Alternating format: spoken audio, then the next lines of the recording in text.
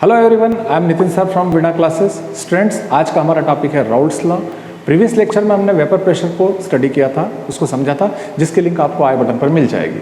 सो Raoult's law में आज हम कुछ ऐसी टर्म्स पढ़ने वाले हैं जो 11 से रिलेटेड है और शायद हम लोग कुछ थोड़ा सा उसमें भूल चुके होंगे, इसलिए पहले उनको ब्रीफली स्टडी कर लेते हैं। उसके बाद हम राउल्ट्स लॉ पे आ जाएंगे ताकि हम राउल्ट्स लॉ को ज़्यादा अच्छे से पढ़ सकें और उसके पूरे मार्क्स एग्जाम में गेन कर सकें। सो बिना देरी के चलिए शुरू करते हैं।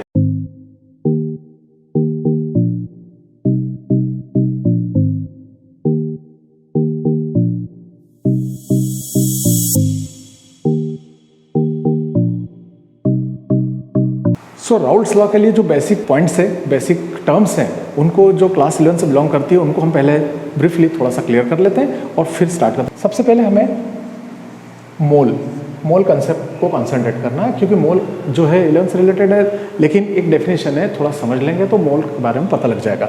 मोल में हम जानते हैं कि एक सिंपल मास हम ऊपर लेते हैं, मोल नंबर्स निकालना हो हमें तो, और उसके बाद उसको डिवाइड करेंगे मॉलिक्यूलर मास से, अपॉन में मॉलिक्यूलर मास ले लेते हैं यदि, तो हमें मोल नंबर्स मिल जाएंगे। तो ये मोल नंबर्स की डेफिनेशन जैसे आपको याद ही होगी, लेकिन मैंने आपको थोड़ा मेमोराइज करवाया इस चीज़ को। मास के अपॉन में मॉलिक्यूलर मास को डिवाइड करने पे हमें मोल नंबर्स मिल जाते हैं। मोल नंबर्स के साथ साथ एक टर्म और देखी थी जो यहाँ पर राउल्ट्स नियम में, राउल्ट्स लॉ में हमारे लिए बहुत इंपॉर्टेंट होगी, वो है mole fraction. Mole fraction zeta से शो किया गया है, एक्स भी बोल सकते हैं, जीटा भी, लेकिन इसको जीटा बोलेंगे ज़्यादा बेटर रहेगा। और मोल फ्रैक्शन में हमें दो टर्म्स चाहिए, जैसे ए और बी, यानी जो हम सब्सटेंस लेंगे वोलेटाइल सब्सटेंस, उसके दो कंपोनेंट ए और बी है। ए के लिए मोल फ्रैक्शन जीटा ए, बी के लिए मोल फ्रैक्शन जीटा बी होगा।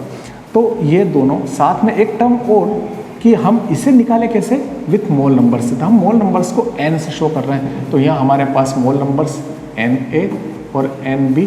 जैसे मैंने आपको बताया कि वो वोलेटाइल जो सब्सटेंस लिया है उसके दो कंपोनेंट्स हैं ए और बी। जनरली ए हम सॉल्वेंट को लेते हैं, बी हम सॉल्यूट को लेते हैं, लेकिन ऐसा कोई ज़रूरी भी नहीं।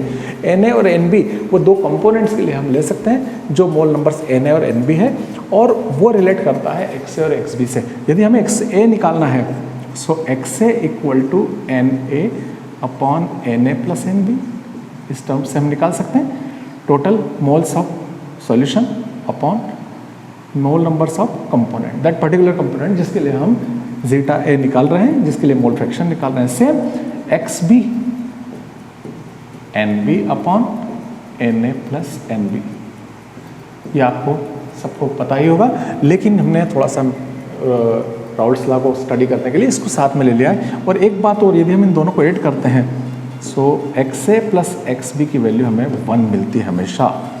एक ये चीज़ आप याद रखिएगा कि sum of the mole fraction of the component present in volatile solution is always unit.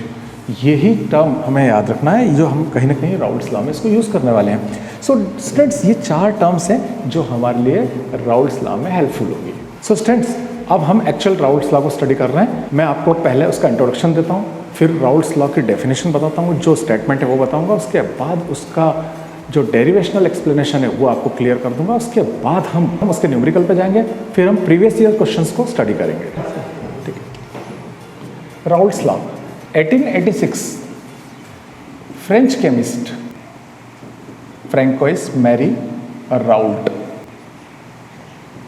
gave relation between partial vapor pressure and mole fraction of that component.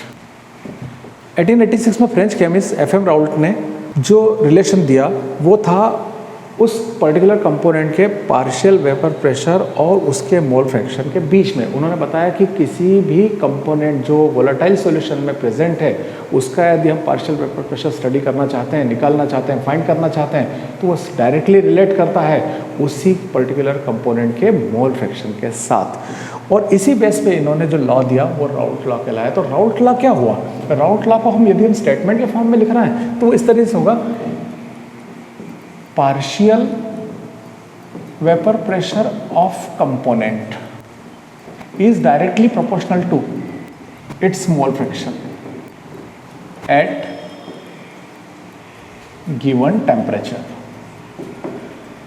ये इसका मेन जो है इसका स्टेटमेंट इस तरह से लिखा जाएगा कि राउल्ट्स लॉ, फिर एक बार मैं रिपीट कर देता हूँ, the partial vapour pressure of component present in volatile solution is directly proportional to its mole fraction at given temperature.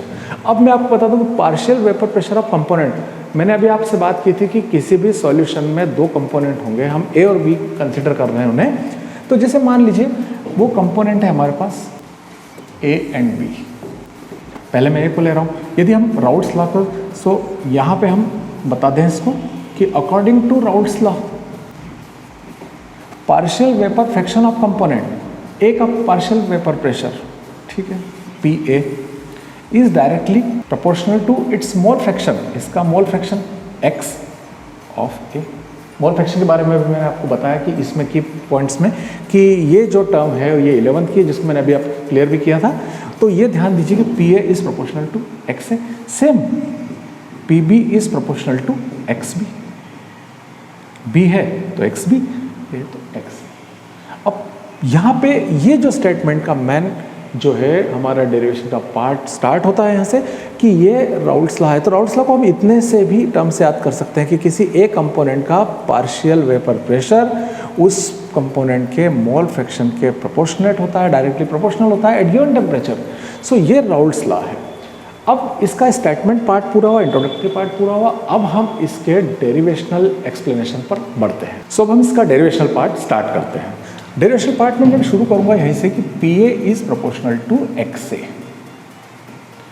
अभी मैंने आपको एक्स ए के बारे में बताया, जैसे मैं फिर याद दिला दूं आपको, X A equal to N A upon N A plus N B. ये यहाँ मेंशन करने की जरूरत नहीं है, मैं आपको एक्सप्लेन करने के लिए मेंशन कर रहा हूँ। एक्स ए की वैल्यू ये रही।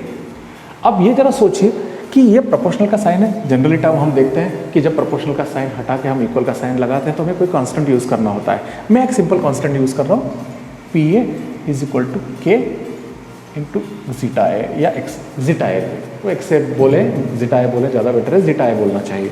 तो जीटा ए हमने यहाँ पर लिया, तो यहाँ पे के है। अब जरा आप ये सोच के देखिए कि एक्स ए की वैल्यू यदि 1 हो जाए तो 1 कब हो सकती है? 1 तब होगी जब बी पूरी तरह से उसमें एब्सेंट हो। जब बी एब्सेंट होगा तो N A is cancelled by N A and that will be 1। तो एक्स ए 1 होगा तब जब बी प्रेजेंट ना हो। बी प्रेजेंट नहीं है यानी केवल ए ही ए के मॉलिक्यूल्स है उस सॉल्यूशन में, केवल कंपोनेंट ए ही है यानी दैट इज प्योर ए, तो उसको हम प्योर वर्ड यूज करेंगे। तो यहाँ पर देखें कि if X A equal to 1 it means B is not present. X A 1 हुआ यानी पूरी तरह से ए प्रेजेंट है, दैट इज प्योर, और प्योर हुआ तो पी ए की वैल्यू जो होगी पी नॉट ए के इक्वल हो जाएगी। पी नॉट ए क्या है? पी नॉट ए है प्योर कंडीशन के लिए, तो पी नॉट ए यानी the partial pressure of component A in pure condition. तो इसको हम P0 ए से डिनोट कर रहे हैं यहाँ पे। तो यहाँ पे मैं एक्स ए को 1 रखूँ तो देखिए यहाँ एक्स ए को मैं 1 रखूँगा, के वही है, एक्स ए की प्लेस पे मैंने 1 रख दिया, और पी ए क्या हो रहा है? ऑटोमेटिकली P0 ए हो रहा है, पी नॉट ए कह सकते हैं। तो पी नॉट ए की वैल्यू हमारे पास क्या आ रही है? P not A equal to K आ रहा है। अब यदि हम इक्वेशन फर्स्ट से दे दें, हमें के की वैल्यू मिल चुकी है, हम के की वैल्यू यदि इसमें पुट करते हैं, so P A equal to के की वैल्यू हमारे पास है P not A into zeta A, ये हमारी एक टर्म आ जाती है। तो यहाँ पे हम राउल्ट्स लॉ की एक कंडीशन निकाल रहे हैं किसी एक कंपोनेंट के लिए। अब सेम फॉर अदर कंपोनेंट, एक अदर कंपोनेंट कौन है हमारा? बी है। अब ऑब्वियसली आप इसको डिटरमाइन कर सकते हैं, जैसे ए है तो ये तीनों टर्म ए पे है, बी पे होगी तो सेम बी पर इस प्रकार से होगा, P B equal to P not B into zeta B. ये दो हमें कंडीशन मिल रही है। अब यदि ये दोनों कंडीशन मिल रही है, चूंकि हमने जो सॉल्यूशन लिया है वोलेटाइल सॉल्यूशन है, वोलेटाइल में दोनों प्रेजेंट है, तो दोनों का प्रेशर, पार्शियल प्रेशर हमें पता है, लग गया है, लेकिन हमें टोटल प्रेशर चाहिए। सो यहाँ पर आप जानते हैं कि टोटल कैसे होगा? हम एक कंपोनेंट के प्रेशर, पार्शियल प्रेशर को दूसरे कंपोनेंट के पार्शियल प्रेशर के साथ ऐड कर दें तो वो टोटल प्रेशर बन जाएगा। So P total equal to P A plus P B, that means P total equal to P A की वैल्यू हमारे पास पी नॉट ए जीटा है, पी बी की value P not B zeta B. ये Raoult law का mathematical एक पहली term explanation I है हमारे पास, लेकिन इसको हम आगे और बढ़ाएंगे। जैसे मैंने आपसे कहा था कि अभी हमें इसमें एक टर्म इसमें और ऐड करना है, जैसे X A plus X B equal to 1 होता है। सो यदि हम एक्स ए की वैल्यू निकालना चाहें या एक्स बी की वैल्यू निकालना चाहें, चलिए एक्स बी की वैल्यू निकाल लें, एक्स ए की वैल्यू निकालें। एक्स ए की वैल्यू निकाल रहे हैं तो X B 1 minus X B, ये वैल्यू हम यहाँ पुट कर देते हैं। So P total equal to P not A X A, उसकी प्लेस पे हमने रख दिया 1 माइनस एक्स बी। ये देखिए एक्स ए की प्लेस पे वैल्यू रख दी, plus P not B X B. अब यहाँ P total P not A multiply by 1, P not A multiply by zeta B, plus P not B zeta B. So P total equal to, यहाँ पे आप देख रहे हैं कि इन दोनों टर्म में एक्स भी है। सो ये हम एक्स बी को कॉमन ले लेते हैं, एक्स बी कॉमन लेंगे तो P not B minus P not a, ये हमें टर्म मिल जाती है। यानी यहाँ पर हमें राउल्ट्स लॉ का एक पूरा फार्मूला, राउल्ट्स लॉ का एक जो डेरिवेशनल एक्सप्लेनेशन है पूरा यहाँ कंप्लीट होकर मिलता है। लेकिन आपको स्टूडेंट्स एक बार फिर बता दूं कि पहले हमने पी और पी बी को डिटरमाइन किया, फिर हमने डाल्टन्स लॉ लगाया। डाल्टन्स लॉ क्या कहता है कि डाल्टन्स लॉ कहता है कि किसी वेसल में एक से ज़्यादा कोई गैसेस प्रेजेंट है, यहाँ भी जो है वोलेटाइल प्रेशर, वोलेटाइल सब्सटेंस की वेपर प्रेशर बन रही है, तो वेपर एक गैस ही बन रही है यहाँ पर, तो यहाँ पर डाल्टन्स लॉ अप्लाई किया सकता है। डाल्टन लॉ आप जानते हैं कि पार्शियल वेपर प्रेशर का सम टोटल प्रेशर के इक्वल होता है, वही हमने यहाँ अप्लाई किया है और राउल्ट लॉ को एक्सप्लेन किया है। यानी राउल्ट लॉ कहीं ना कहीं किसकी हेल्प से पूरा हो रहा है, वो हो रहा है डाल्टन्स लॉ की हेल्प से। सो स्टूडेंट्स आई थिंक ये आपको अब पूरा क्लियर हो गया होगा और बहुत ही सिंपल टर्म है। तो इसमें और भी ऐसी कई चीज़ें हैं, जैसे मान लीजिए मैंने आपसे बताया कि यहाँ पे मैंने एक्स ए की वैल्यू निकाली है, कोई स्टूडेंट्स यहाँ पे एक्स बी की वैल्यू निकाल के भी प्लेस करेगा तो the same condition we will find. वो किस तरह से होगी, जैसे जेटा बी की वैल्यू निकालते हैं तो zeta B equal to 1 minus X A, ये वैल्यू हम यहाँ टर्म पे रख दें। So P total is equal P not A zeta A plus P not B, zeta B की जगह हम 1 माइनस जीटा ए रख देंगे, ये हम वैल्यू रख सकते हैं। अब हम आगे स्टेप लेते हैं, मल्टीप्लाई करें अंदर P not B minus P not B zeta A. अब ये दोनों टर्म आप देख रहे हैं जीटा ए कॉमन है दोनों में, मैं जीटा ए कॉमन ले लेता हूँ यहाँ से, तो यहाँ बचेगा P not a minus P not be plus P not be, ये हमारा पी टोटल आ गया। इस प्रकार से ये टर्म भी हम फाइंड कर सकते हैं। अब ये राउल्ट लॉ यहाँ पर मैथमेटिकली कंप्लीट हो जाता है। सो स्टूडेंट्स हमने राउल्ट्स लॉ का स्टेटमेंट ले लिया है, स्टेटमेंट लेने के बाद उसका मैथमेटिकल एक्सप्लेनेशन डेरिवेशन फाइंड कर लिया है। डेरिवेशन फाइंड करने के बाद एक छोटी सी इंपॉर्टेंट चीज़ और सी बच जाती है जो है ग्राफिकल एक्सप्लेनेशन। कई बार ये दे भी देते हैं, कई बार पूछ लिया जाता है, तो अपन एक काम करते हैं इसको पूरा बना के देख लेते हैं। यदि हम यहाँ पर वेपर प्रेशर को लेते हैं और यहाँ कंपोनेंट्स को ले लेते हैं, कंपोजिशंस को ले सकते हैं, तो यहाँ पे हम लोग देख रहे हैं कि इस पॉइंट पर हम ए को प्योर फॉर्म में ले रहे हैं। ए को प्योर फॉर्म में ले रहे हैं, ऑब्वियसली ए प्योर है, उसके लिए x से 1 होगा, जीटा ए 1 होगा, लेकिन जीटा बी की वैल्यू वहाँ 0 होगी, क्योंकि प्योर में जैसे एक्सप्लेन किया था मैंने अभी पिछले पॉइंट पे कि जीटा ए 1 होगा तभी ए प्योर माना जाएगा और जीटा बी उसमें प्रेजेंट नहीं है ऐसा मानेंगे। यदि हम इसको इस तरह से देख रहे हैं, यानी हम ए को उसमें पूरी तरह से प्योर ले रहे हैं और बी की क्वांटिटी को धीरे धीरे उसमें ऐड करते जाएंगे तो आगे बी भी बढ़ जाएगा। तो यहाँ ए प्योर है, ए प्योर है तो उसका पार्शियल वेपर प्रेशर जो था वो हमने पी नॉट ऐसे एक्सप्लेन किया था, तो बढ़ते बढ़ते बढ़ते हमें यहाँ पे पी नॉट ए तक मिल जाएगा और फिर हम इधर आगे जाते हैं।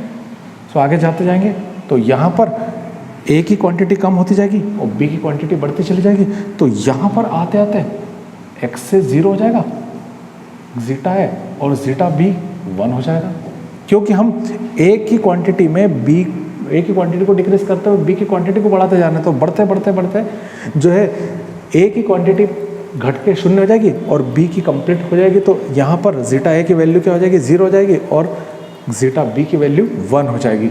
इस कंडीशन में हमें बी का, प्योर बी का पार्शियल प्रेशर P0 भी मिलेगा। यानी यहाँ से हम उस कंडीशन तक पहुँच रहे हैं तो हमारी ग्राफ लाइन पहले यहाँ तक आई और उसकी ग्राफ लाइन इस तरीके से यहाँ। अब यहाँ पे आप देख रहे हैं कि ये जो P नॉट ए की लाइन है, ये अभी हमने देखा कि PA equal to P not A zeta A, इसको बिलोंग करेगी। जबकि ये लाइन प्योर बी के लिए, क्योंकि एक्स बी की वैल्यू 1 है यानी बी प्योर है, उसका पार्शियल प्रेशर P नॉट भी है, तो यहाँ पर पी बी की value P not B zeta B होगी। इस प्रकार से दोनों लाइन यहाँ पे एक्सप्लेन हम कर देते हैं। हम यदि दोनों के बीच की कंडीशन को कॉमन रखें तो ये देखिए आपको एक कॉमन लाइन मिल रही है, P टोटल है हमारा, टोटल P है कि दोनों का पार्शियल प्रेशर का रिजल्ट क्या है, तो ये लाइन टोटल रिजल्ट को शो करती है। सो उसको हम P total PA plus PB बता सकते हैं, या हम ऐसा भी कह सकते हैं P total is equal to P not A zeta A P not B zeta B. इस प्रकार से ये हम ग्राफिकल एक्सप्लेनेशन कर सकते हैं। फिर एक बार बात बता देता हूँ मैं कि यहाँ हम इस पॉइंट पर ए को प्योर ले रहे हैं, ए को प्योर लेने से ए के मोल फ्रैक्शन 1 होंगे और बी का मोल फ्रैक्शन 0 होगा। लेकिन जब हम आगे बढ़ेंगे एक्स एक्सिस पे तो देख रहे हैं कि हम ए की क्वांटिटी को डिक्रीज कर रहे हैं और बी की क्वांटिटी को बढ़ा रहे हैं। तो ए की क्वांटिटी डिक्रीज होता है तो यहाँ 0 हो जाती है, तो एक्स की वैल्यू 0 हो जाती है, लेकिन बी की मैक्सिमम हो जाती है तो उसका जीटा भी 1 हो जाता है। इसलिए उस कंडीशन में उसका partial vapour pressure pure form में P नॉट बी फाइंड होता है, जो हमें इस प्रकार की ग्राफिक लाइन पर मिलता है। और यहाँ पर P0A जब A प्योर है उस पर हमें मिल रही है स्लोप ग्रेडियंट, और दोनों के फाइनल रिजल्ट हमें दोनों के बीच मिल रहा है जो हम P टोटल कहते हैं, और उसकी वैल्यू इक्वेशन हम इस तरह से शो कर सकते हैं। सो डियर, इतने एक्सप्लेनेशन के बाद आप टोटली जो है राउल्ट्स लॉ को स्कोर कर लेते हैं।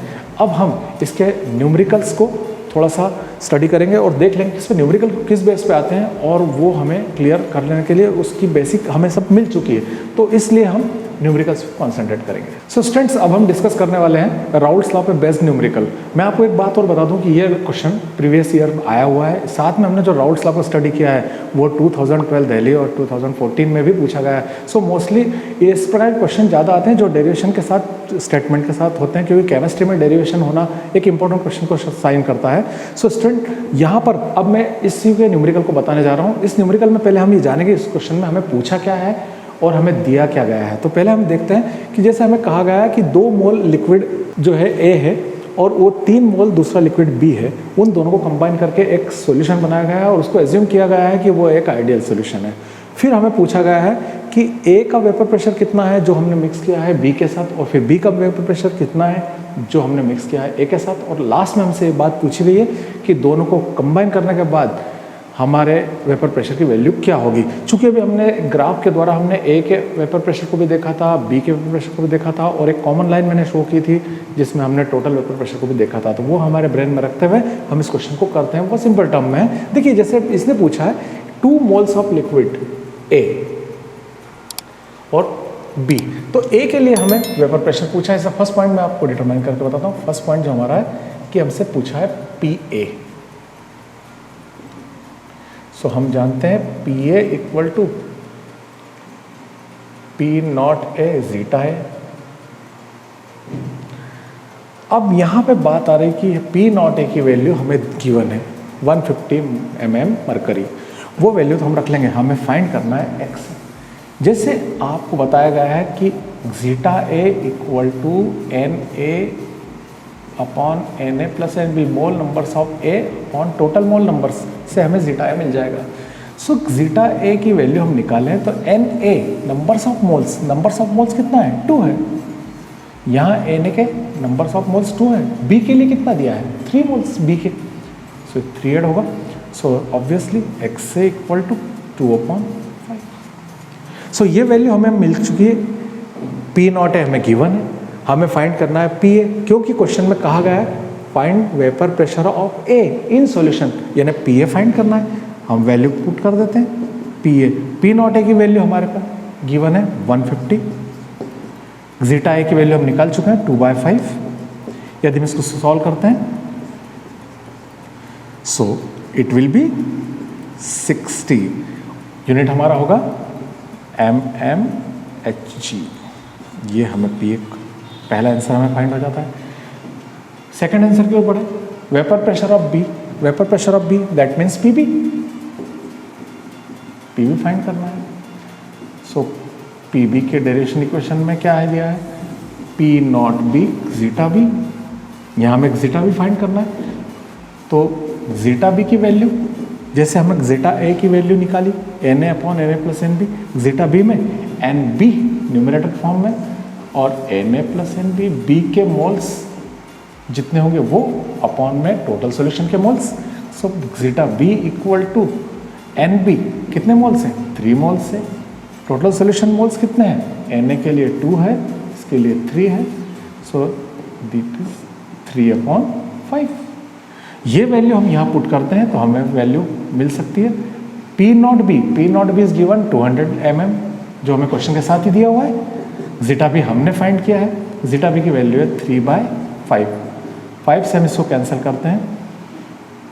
सो पी बी 4 3 12 120 mmHg, ये हमारा दूसरा आंसर दूसरे पॉइंट के लिए।